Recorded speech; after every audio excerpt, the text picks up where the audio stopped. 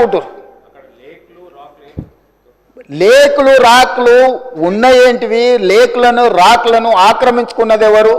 ఎందుకు ఇవన్నీ వీళ్ళు ఈరోజు అడ్డం పడుతురు ఏంది అనేది నేను అది ఇంకో సందర్భంలో వివరాలు చెప్తా అధ్యక్ష.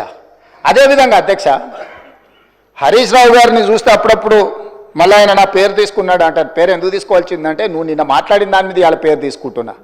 ఆమన్గల్ మా అత్తగారు ఊరు అంటే నేను అత్తగారు ఊరికి రోడ్డు వేసుకుంటున్నాను.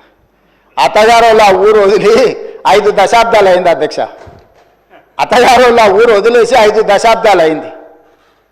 ఫ్యూచర్ సిటీని వాళ్ళు పరిశ్రమల కాలుష్యంతో మొత్తం రంగారెడ్డి జిల్లాను సర్వనాశనం చేయాలని కుట్రపూరితంగా అత్యంత కలుషితమైన ఫార్మా కంపెనీలను అక్కడ పెడుతుంటే కలుషితమైన ఫార్మా కంపెనీలు అన్నిటిని ఒక దగ్గర కూడబెడితే అంతర్జాతీయ ఎయిర్పోర్ట్ కూడా కుప్పగూలుతుందని చెప్పి దాన్ని జాగ్రత్తగా జీనోమ్ వ్యాలీ ఏ విధంగా డిజైన్ చేసినామో అట్లా చేయడమే కాకుండా ఏమాత్రం కలుషితం లేని పరిశ్రమలకు భూములు కేటాయించాలి, దానికి అంతర్జాతీయ ప్రమాణాలు ఉండాలి, నెట్ జీరో సిటీ చేయాలి, ఏఐ హబ్ చేయాలా, స్పోర్ట్స్ హబ్ చేయాలా, ఎడ్యుకేషనల్ హబ్ చేయాలా, ఇట్లాంటివన్నీ మేము పెడితే వాటిని అడ్డుకోనికి ఆ రోడ్ అక్కడికి తీసుకెళ్ళి అధ్యక్ష రోడ్ ఆమన్గల్ కోసం వేయలేదు అధ్యక్ష, రోడ్ అత్తగారు ఊరికి వేయలేదు అధ్యక్ష.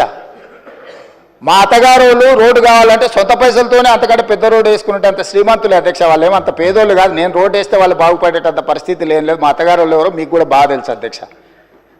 అధ్యక్ష, ఔటర్ రింగ్ రోడ్డు నుంచి రీజనల్ రింగ్ రోడ్ ఎక్కడైతే వస్తుందో ఈ రెండింటి మధ్యలో రేడియల్ రోడ్స్ ఒక్కటి కాదు అధ్యక్ష, 11 రోడ్లు డెవలప్ చేయాలని ఈరోజు ప్రతిపాదనలు తెచ్చినాము.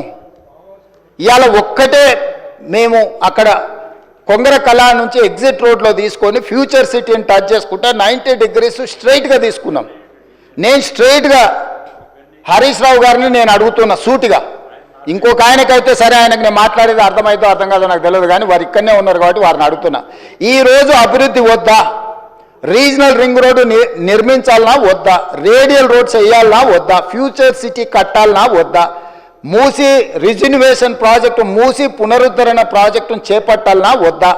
పరిశ్రమల కోసం భూములు సేకరించి పరిశ్రమలకు కేటాయించి తద్వారా పెట్టుబడులను ఆకర్షించి తద్వారా రాష్ట్రాన్ని అభివృద్ధి చేయాలన్నా వద్దా? 10 సంవత్సరాలు ప్రభుత్వాన్ని నడిపిన మీరు, 10 సంవత్సరాలు తెలంగాణను ప్రపంచానికి ఒక మోడల్గా డెవలప్ చేసినమన్న మీరు ఎక్కడ కూడా భూమి సేకరించకుండానే మీరు చేసిండ్రా? ఈరోజు మీరు మల్లన్న సాగర్ బాధితులకు, మల్లన్న సాగర్ భూ నిర్వాసితులకు మీరు చేయాలంటున్నారు. మల్లన్న సాగర్ భూమి ఎవరు సేకరించారు అధ్యక్ష? అధ్యక్ష, ఎవరి ఫామ్ హౌస్ దగ్గర ఈరోజు వారు అడిగితే నేను విచారణకు ఆదేశించడానికి సిద్ధంగా ఉన్నా అధ్యక్ష. కొండపోచమ్మ ప్రాజెక్టు నుంచి ఫామ్ హౌస్లకు డైరెక్ట్గా కాలువలు తీసుకున్న వాళ్ళు ఎవరు? ఈరోజు కట్టుకున్న రిజర్వాయర్లు అది రంగనాయక సాగరా, లేకపోతే కొండపోచమ్మనా, లేకపోతే మల్లన్న సాగరా? ఎవరు భూములు కొనుక్కున్నారు? ఎవరు ఫామ్ హౌజులు కట్టుకున్నారు? ఎవరి ఫామ్ హౌజులకు ఆ రిజర్వాయర్ల నుంచి నీళ్లు పోతున్నాయి? రోడ్లు ఎవరు వేసుకున్నారు? ఈరోజు నాకు కానీ నా కుటుంబ సభ్యులకు కానీ నేను ప్రభుత్వం వచ్చిన తర్వాత 1 ఇంచు భూమి అయినా ఎక్కడైనా మేము కొనుక్కున్నామా? అది ఫ్యూచర్ సిటీ కాదు, 4 బ్రదర్ సిటీ అని.